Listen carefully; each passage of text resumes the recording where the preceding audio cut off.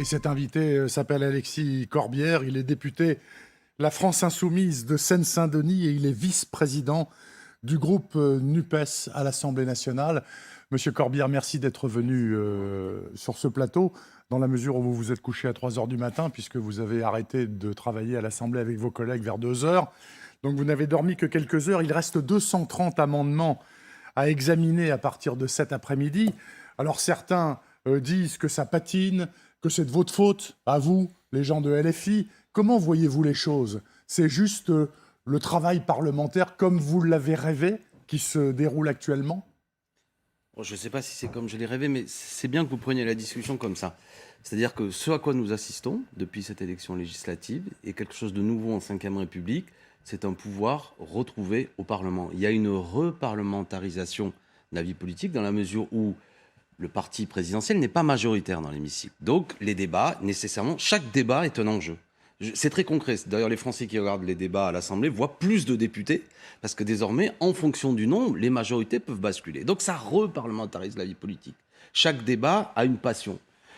Donc ça amène à ce qu'il est normal, on a élu 577 députés, ils ne sont pas là pour chômer, et ils travaillent. Et c'est une bonne chose. Et je me méfie de la petite musique qui vise en quelque sorte un discours anti-parlementaire, qui consiste à dire c'est une assemblée de bavards, ils font perdre du temps au gouvernement, et ils ne servent à rien. Parce que M. Macron a annoncé la couleur, il veut mettre en place un Conseil national de la refondation, qui peut-être, s'il se met en place, on va voir, peut contourner aussi le Parlement, voire même demain dira, lorsqu'il sentira que la séquence lui est plus favorable, il peut dissoudre.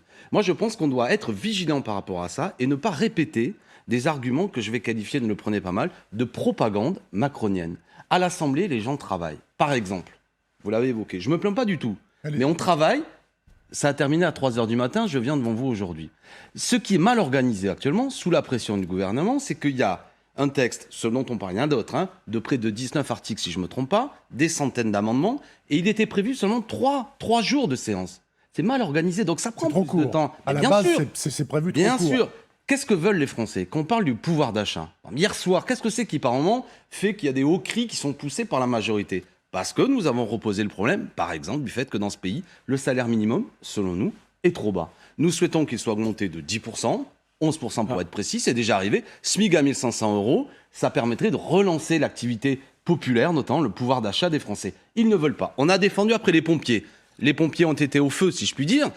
On veut qu'ils soient revalorisés. Des embauches, on nous dit c'est pas le sujet. On a parlé après des ATSEM, pour ceux qui connaissent dans les écoles. On dirait qu'elles sont mal payées. On nous dit c'est pas le sujet. Nous parlons du quotidien des Français, du problème du pouvoir d'achat, et la majorité qui ne veut pas parler de ça en vérité, véritablement, dit vous bloquez. Eh bien, j'invite les Français à regarder. Qu'est-ce que vous voulez? Vous voulez des députés Playmobil comme avant, ou alors des gens qui défendent ceux qui les ont? Corbière, il y a le débat parlementaire, on ne peut que se féliciter qu'il y ait un débat parlementaire, mais il y a aussi les images qu'on a vues, d'une espèce de conflictualisation permanente, ça vous est cher, avec des invectives, avec des diatribes, avec des choses qui étaient hors du débat, Alors, je vous prends au mot. Sautez-moi un exemple de ce que quand on a vu François Ruffin à plusieurs reprises prendre la partie, on vous a vu vous aussi pendant le débat de Madame Borne, le discours de Madame Borne, le parler sur son propos avec un brouhaha. Au-delà de toute polémique, est-ce que vous pensez que cette espèce de chahut qui est parfois hors du question de fond, est-ce qu'elle est comprise, est-ce que ce chahut est compris par les Français qui regardent le débat? Si, lorsque nous exprimons à l'Assemblée, M. Docouty, journaliste, dit que c'est du chahut, ne rend pas service au Parlement, effectivement, peut-être les Français peuvent être troublés. Mais ça fait partie du débat parlementaire. Vous êtes un journaliste d'expérience. Vous n'allez pas me faire croire que vous découvrez qu'à l'Assemblée, des femmes et des hommes qui sont élus sur des convictions, éventuellement, se parlent, défendent avec passion leurs arguments. Vous voulez des gens tout froids, des technocrates, en fait, qui viennent dire uniquement leurs papiers et qui s'en vont? Non, ma question, attendez, c'est important. Non, ma question, elle est de vous dire, Monsieur Docouty, soit vous répétez ce que veut qu'il soit... Non, mais c'est-à-dire que quand Monsieur Ruffin défend les femmes de ménage qui sont mal payées, et qu'en face, vous avez des gens qui disent arrêtez de nous parler de ça, de la majorité. Monsieur Ruffin fait entendre la voix du peuple. Ça n'est pas du chahut, c'est du travail parlementaire. Quand vous me dites que moi, par exemple, ce qui est vrai, quand Mme Borne a dit il faudra travailler plus longtemps, qu'elle veut repousser l'âge de la retraite et que je lui dis nous n'avons pas été élus pour ça, oui, je pense que c'est le travail des parlementaires de faire entendre la voix d'une majorité de refus. Je vais vous dire les choses. On a perdu l'habitude qu'à l'Assemblée, ce ne soit pas des Playmobil, comme on le disait, pour être un peu piquant, du moins des députés qui sont là, des courroies de transmission. Et je crois qu'il faut se réhabituer, il faut s'habituer au fait que ça va discuter. Sinon, arrêtons tout ça. Hein. Je veux dire, renvoyons tous ces députés. Un seul homme est élu, le président de la République, et après, quiconque s'oppose à sa décision est présenté comme étant responsable du chahut ou du chaos, comme vous l'avez dit. Moi, je ne pratique pas l'invective. Par contre, vous l'avez dit aussi, des gens de la majorité la pratiquent beaucoup. Hier soir, quand nous avons pointé à 3 h du matin, notamment, je parle de moi, mais mes collègues faisaient pareil, le SMIC à 1 500 €, qu'on tape sur les pupitres et qu'on ne veut même pas en parler, je dis aux Français, aux 2 millions de Français qui touchent le SMIC, 1 300 €, qui est à peine 200 € de plus que le seuil de pauvreté, voulez-vous que quand un député parle de l'augmentation du SMIC, des gens qui sont payés 5 000 € par mois, parce que c'est le cas des députés, tapent sur leur pupitre en disant on n'est pas là pour ça, est-ce qu'ils trouvent que ça c'est bien? Que pensent les Français? Moi, je veux parler de l'augmentation des salaires, je veux parler du fait qu'il n'y ait pas d'augmentation des loyers, je veux parler de la revalorisation des APL, je veux parler du fait qu'on embauche notamment des personnels, et je pense notamment à nos pompiers, pas seulement en venant faire un tour de communication comme l'a fait le président de la République. Vous voyez, tout ça, c'est de la politique. Monsieur on a le droit d'être en désaccord avec ce que je porte, mais je dénie le fait que quand François Ruffin, quand moi-même, quand Mathilde Panot porte la voix d'une indignation sociale sur certaines inégalités, on nous rit au nez, voire même certains, vous l'avez cité tout à l'heure, certains députés de la majorité, même quand c'est le Front National, alors on fait le salut nazi, tout ça étant complètement ridicule, ou alors des députés même du Rassemblement National qui font des interventions parfois. Moi, je ne suis... Et la question de la tenue aussi, si vous voulez, on peut en parler. Oui, je veux dire, est-ce que vous êtes mal habillés? Moi, je trouve pas. Comme on est habillés ensemble. Voilà, pareil, bon, mais on est tous les deux pareil. sur une tenue qui me semble correcte. Je suis à l'Assemblée nationale de cette façon. Je crois que tous mes collègues mettent une veste, une chemise. Et j'ai vu même Madame Le Pen, par exemple, pour prendre un détail, qui a dit « Ah, les filles viennent en tongs et en short à l'Assemblée nationale. » De quoi parlait-elle? Elle parlait des 2 députés de Tahiti, qui ne siègent même pas dans notre groupe, qui sont en costume traditionnel. Est-ce que ce mépris un peu raciste n'est pas à côté de la plaque? À l'Assemblée nationale, il n'y a que des femmes et des hommes qui travaillent tard, et le débat est mal organisé, vous l'avez dit. En tout cas, ce qui est clair, et c'est sans doute avec une arrière-pensée politique que Bruno Le Maire hier a dit ce qu'il a dit, on va l'écouter à l'instant. Vous l'avez entendu, monsieur Le Maire, on l'écoute tout de suite. J'ai le sentiment que depuis au moins quelques minutes, peut-être quelques heures, nous ne travaillons plus au service de nos compatriotes. Nous faisons de la pure politique politicienne et nous assistons, je le dis très calmement, à un vrai dévoiement du débat démocratique. Alors, dévoiement, c'est un mot qui est quand même assez fort, mais d'après ce que vous venez de dire, monsieur Corbière, et d'expliciter en matière de travail parlementaire dans votre esprit, ce qui va se passer ce soir, c'est bis repetita de ce qui s'est passé hier. Ça durera le temps que ça durera, mais vous n'allez pas infléchir votre manière de faire. Mais je répète... Il n'y a aucune raison. Mais il y a un problème qui est sans doute la responsabilité du bureau de l'Assemblée nationale.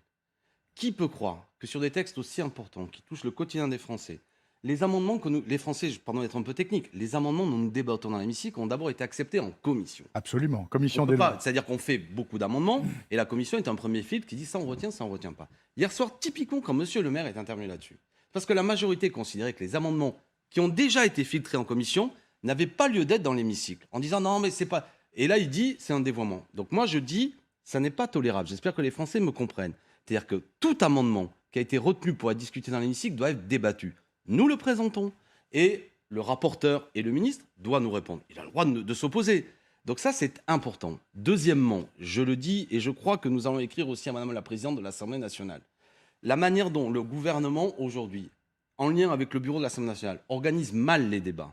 C'est-à-dire qu'il y a trop de boulot, trop d'amendements. D'accord? Moi, je n'ai pas de problème à continuer à siéger une semaine. Mais je ne veux pas que vous, de bonne foi, vous disiez, regardez, le débat a été prévu sur 3 jours. Et à cause de cette ça dure 10 jours à cause de LFI et de Scorbière Hirsute, on n'avance pas. Non, c'est pas ça le sujet. C'est que c'est une mise, vous comprenez, c'est une mise en scène. Moi, je dis que j'ai été élu. Vous savez, je suis prof depuis 20 ans. Si j'ai fait le choix d'être élu sur une liste, sur un programme, j'ai eu l'honneur d'être élu. J'y vais et je précise que vous avez été réélu au premier tour. Mais je vous en remercie. Mais qu'importe, je veux dire, tous mes collègues, c'est la même chose. Monsieur Corbière, est-ce qu'au sein de la NUP, cette stratégie, on voit bien qu'il y a une stratégie que vous défendez, que vous justifiez. Est-ce que vous êtes tous sur la même longueur d'onde, cette stratégie? Parce que pour avoir discuté avec un certain nombre d'autres composantes de la NUPES, notamment du côté des socialistes, ils n'étaient pas tout à fait d'accord sur cette même stratégie. Oh mais ça, c'est possible qu'il y ait un débat. Mais entendez-moi bien, parce que j'assume, et vous avez raison de dire qu'il y a un style insoumis. Cela, je veux bien l'entendre. C'est-à-dire qu'il y a Il y a une verve, on va dire. C'est la stratégie de la conflictualisation que vous avez, d'ailleurs vous l'avez revendiqué, assumé, vous l'avez un peu abandonné l'année dernière, mais vous l'avez assumé, c'est pas péjoratif. Écoutez, de dire ça. Avec respect, je mettrai un bémol, mais qu'importe. Moi, je crois pas. Vraiment, je vous invite, et j'invite les gens à regarder les débats. Les députés insoumis, moi je suis plutôt frappé par leur grande qualité, y compris de mes jeunes collègues qui débarquent. Je pense, il y a des noms, Adrien Clouet, qui est un sociologue qui est intervenu. Enfin, il y a David Guiraud, il y a des jeunes députés qui sont de grands talents. Ils font pas de la conflictualité. Ils présentent leurs choses. Ce que j'appellerais la conflictualité, ça pourrait être en permanence, être dans une invective. Ce que franchement, je ne trouve pas. Deuxièmement, oui, c'est possible qu'après, au sein de cette belle alliance qui est la NUPES, il y ait des styles un peu différents. Mais ça, aux Français... C'était une alliance électorale, oui, hein, et purement. Puis, oui, mais enfin, au-delà. Et programmatique. Mais je rappelle que depuis 5 ans, moi, j'étais déjà élu 5 ans auparavant. On disait la même chose, on n'était que 17, on disait vraiment vous êtes insupportable. Il y a 17 socialistes qui se sont abstenus sur 20 votes la semaine dernière. Mais c'est possible, enfin, je veux dire, Il n'y a pas de divergence de fond pour l'instant. Alors, il peut y avoir des nuances, mais c'est pas l'armée, hein, il n'y a pas de caporalisation. Je vais vous poser une petite question très pratique, Monsieur Corbière, très concrète. Vendredi dernier, parle au sein de l'opposition, parce que vous dénoncez les critiques du gouvernement, etc., au sein même de cette coalition. Il y a eu, et on n'a entendu personne réagir, il y a eu l'affaire de la résolution dénonçant la politique d'Israël, politique d'apartheid, qui a fait pas mal de bruit en interne. Il y a Jérôme Guedj qui a pris la parole, ça a été de façon assez véhémente, mais de façon assez sereine aussi, dénonçant une tendance à l'antisémitisme. Ça venant après... Non. Enfin bon, il a pris... Si, mais c'est ce qu'il dit. C'est ce qu'il dit, c'est ce qui a été dit en sous-main. Il n'a pas employé le mot, mais c'est ce qui a été dit en sous-main.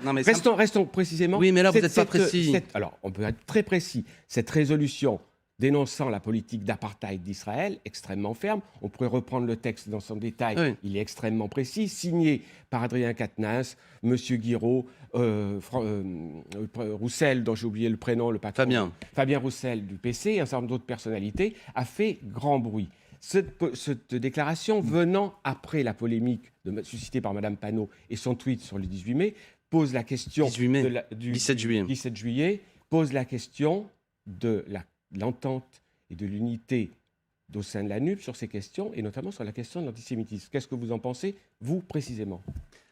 Bon, écoutez, j'ai beaucoup de respect pour vous. C'est insupportable. Quel est le rapport avec l'antisémitisme de tout ça ? En tous les cas, ça a été interprété comme ça. Cette déclaration a été interprétée comme ça parce que la déclaration de dénonciation de la politique d'Israël... On ne joue pas avec l'antisémitisme. On ne joue pas avec ça. À force d'utiliser le mot, en toutes circonstances, les vrais antisémites vont pouvoir agir en toute tranquillité. Je n'accepterai pas qu'on vous traite d'antisémite à tort. D'accord ? Donc, sur cette résolution, qui est d'abord l'œuvre de M. Fabien Roussel, inviter les communistes à s'expliquer là-dessus, si nécessaire. D'accord ? Qui est une résolution qui caractérise l'État d'Israël selon des mots utilisés par Amnesty International et l'ONU. Très bien. On peut juger ces mots durs, mais ce n'est pas les auteurs de la résolution qui l'ont signé. Même M. Jérôme Guedj, j'en parlais encore avec lui hier soir, qui n'est pas d'accord avec cette stratégie diplomatique, n'utilise pas la terminologie d'antisémite. De la même façon, le tweet de Mathilde Panot, on peut le trouver mal calibré, etc., n'est en rien antisémite. Si vous faites entendre une musique qui consiste à dire qu'il y aurait de l'antisémitisme chez les insoumis, c'est non seulement une infamie, mais il y a un objet politique, je le dis, qui vise à quoi ? À banaliser l'extrême droite. À dire qu'en fait, aujourd'hui, l'antisémitisme serait du côté de cet hémicycle-là. Je connais cette musique. Alors, les députés raisonnables, c'est les amis de Mme Le Pen. Les antisémites aujourd'hui, ils sont à LFI. Faites ça. Qu'est-ce qui va se passer demain ? Une alliance politique que je vois aujourd'hui dans l'hémicycle, qui consiste à dire de la part de la majorité présidentielle, qui est minoritaire à l'Assemblée, de s'appuyer sur les députés RN pour notamment quoi ? S'opposer, et je reprends mon exemple, pardon de parler beaucoup de moi, hier soir quand je propose un amendement pour le SFIG à 1 500 €, eh bien qui c'est qui vote contre ? Le gouvernement et le Rassemblement national. Et j'observe depuis un moment un axe politique qui consiste effectivement à permettre au gouvernement d'agir avec le soutien des députés RN. Donc moi, je n'accepterai. Vous m'avez sans doute pas qualifié là-dessus. Monsieur Corbière, c'est un débat interne. Il n'y a pas un questionnement au sein de cette coalition autour de cette question-là qui n'est pas nouveau. Il n'est pas nouveau. Mais monsieur Decoutier, il y a des tas de questionnements. La NUPES ne s'est pas faite sur quel type de stratégie diplomatique on met à neuf pour que aujourd'hui le gouvernement israélien accorde des droits fondamentaux, ce que rappelle l'ONU, au peuple palestinien. C'est pas là-dessus. Vous l'auriez signé, vous, cette Non, je ne l'ai pas signé. Ce n'est pas ma... Non, je ne l'aurais pas signé. Et Jean-Luc Mélenchon a répondu pendant l'élection présidentielle que sur cette caractérisation, c'est peut-être pas la meilleure stratégie aujourd'hui pour faire entendre. Maladresse, cette résolution. Non, attendez. Moi, je veux vous dire, aujourd'hui, le gouvernement israélien qui est en plus est dans une logique d'une politique effectivement qui méprise les droits du peuple palestinien, ça c'est indiscutable. La seule question qui m'intéresse, c'est pour faire une émission là-dessus, c'est comment on est le plus efficace par rapport à ça. Mais là encore, moi je trouve ça plutôt bien. 4 partis politiques qui, il y a encore peu de temps à l'occasion de l'élection présidentielle, étaient en rivalité, s'entendent à l'occasion des élections législatives, sur un programme social, revenons-y, pouvoir d'achat, partage des richesses, défense des services publics, écologie, démocratie. Et il y a des à côté des sujets sur lesquels parfois on n'a pas la même approche. Écoutez, moi j'observe que dans la majorité, il n'y a pas longtemps, les 30 députés d'Édouard Philippe, ils ont mis en minorité le gouvernement. La rivalité est plus forte de ce côté-là que du nôtre. Monsieur Corbière, il y a 1 heure exactement, la Première ministre, Madame Borne, a fait passer une circulaire à tout le gouvernement en demandant à chaque ministère d'être exemplaire en matière de recherche d'économie d'énergie. On est en plein dedans avec les histoires gazières russes, etc. C'est la moindre des choses. Ça ne vous surprend pas? Vous applaudissez à deux mains? Vous dites, bah oui, il faut faire ça ou pas? Non, mais il faut aujourd'hui... Bon, la question de la réponse, non seulement au contexte international, mais aussi il faut qu'il y ait moins de gaspillage, c'est indiscutable. Alors si les ministères donnent l'exemple, c'est un exemple symbolique j'imagine, parce que c'est pas parce qu'on va éteindre les lumières dans un... Ça fait pas de mal. C'est pas comme une centrale thermique. Voilà. Ou c'est pas comme dans certaines agglomérations, en raison de la publicité, nombre d'enseignes extrêmement énergivores sont mis là uniquement pour inviter le citoyen à devenir un consommateur. Donc moi je suis pour qu'il y ait cette sobriété, notamment dans les grandes agglomérations. J'imagine, je n'ai pas lu la circulaire, mais je vous fais confiance, que si Mme Borne dit à juste raison, il serait paradoxal qu'on dise aux Français ou à des commerçants « faites un effort », mais que le ministère reste totalement allumé toute la nuit. En fait, c'est toutes les administrations, hein. Ça peut être la poste du coin, etc. Non, mais effectivement, de toute façon, la question... Il faut donner l'exemple, quoi. Oui, puis la question d'être pédagogique, et puis mais la transition écologique est devenue indispensable.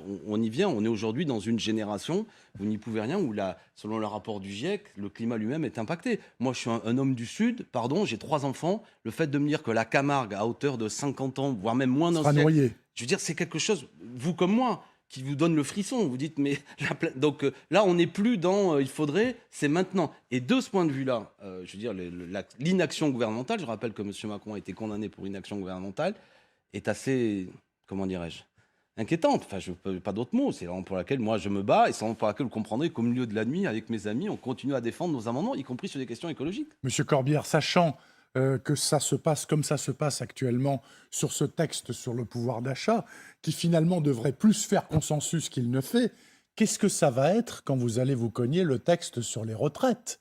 Vous prévoyez un combat, mais terrible, acharné. Mais oui, attendez, on ne peut pas marier l'eau avec le feu. La démocratie, c'est à un moment donné des idées qui sont présentées aux Français, de la délibération, et puis après, il y a de l'opposition. Le jour où il n'y aura plus d'opposition, qu'on se comprenne bien... Ça a été le cas pendant 5 ans, hein, avant. Pardon, vous nous avez pas entendu. C'était une chambre d'enregistrement. De musée, personnellement, de prendre du poids et de me faire des cheveux blancs pour faire entendre à l'Assemblée. Non, mais je veux dire, c'est plutôt sain. Applaudissons le fait qu'il y ait une vie parlementaire. Je répète, pardon, moi je suis prof d'histoire et je suis parfois stupéfait de lire que les gens redécouvrent que l'Assemblée, mais depuis 150 ans, a été du lieu... La Troisième République, c'était terrible. Je veux dire, Jean Jaurès, que j'admire, s'est fait casser la figure en descendant de la tribune par des députés qui... Bon, il y avait une cellule de dégrisement, ça m'amuse toujours de le rappeler, à l'Assemblée nationale, parce que non seulement à la buvette, on servait de l'alcool, et les députés, qui étaient essentiellement des hommes, s'échauffaient à tel point qu'ils en venaient aux mains, voire même il y avait des duels qui étaient donnés. Donc l'histoire de la République, c'est l'histoire d'un Parlement, un peu un chaudron bouillant, où les idées se frottent. Alors, avec la Ve République, on a présidentialisé le régime, c'est-à-dire l'homme fort, et moi je trouve que c'est très bonapartiste, j'espère pas être trop un peu manqué de... Vous voyez ce que je veux dire? C'est-à-dire qu'aujourd'hui c'est l'homme fort. Moi je préfère 577 hommes et femmes qui débattent, qui ont le contrôle sur la situation politique, plutôt qu'un homme éclairé, un chef, qui en quelque sorte dirige le pays tout seul. Moi je suis un parlementaire, un républicain social, et je dis qu'il faut applaudir ce qui se passe, plutôt que de participer à une manœuvre, je le répète, gouvernementale, qui consiste à dire tout ça ne sert à rien, faisons confiance à Emmanuel Macron, et finalement c'est 517 bavards qui rentrent à la maison. L'antiparlementarisme dans ce pays, il est vieux, hein, il est vieux. Il a été souvent porté par l'extrême droite. Et j'observe qu'aujourd'hui, dans la majorité macroniste, on reprend cette vieille ancienne. Ils sont trop nombreux, ils fichent rien, ils sont là que pour le blocage. Quand on fait entendre des revendications populaires, c'est le brouhaha. Quand on dit que les gens sont mal payés, on vous dit alors que les profits n'ont jamais été aussi importants, les dividendes, 51 milliards de dividendes pour les entreprises du CAC 40, les principales fortunes ont doublé, tout ça est normal. Par contre, le smicard, lui, il doit continuer à souffrir. Alexis Corbière, donc député La France Insoumise de Seine-Saint-Denis, et vice-président du groupe NUPES, bien sûr. Et NUPES et LFI, pour être précis. NUPES LFI à l'Assemblée nationale, invité de LCI ce matin. Merci de m'avoir invité et je vous souhaite un bel été. Dans la mesure où vous avez terminé de bosser à 3h du matin et que ça recommence tout à l'heure. Exactement. Il est 8h50, mais ça vous réjouit visiblement. Il est 8h50. Je suis là pour ça. C'est le travail. Voilà. Il est 8h51 exactement. Je vous retrouve demain avec beaucoup de plaisir et avec Monsieur Decouty, bien sûr, dès 6h sur LCI.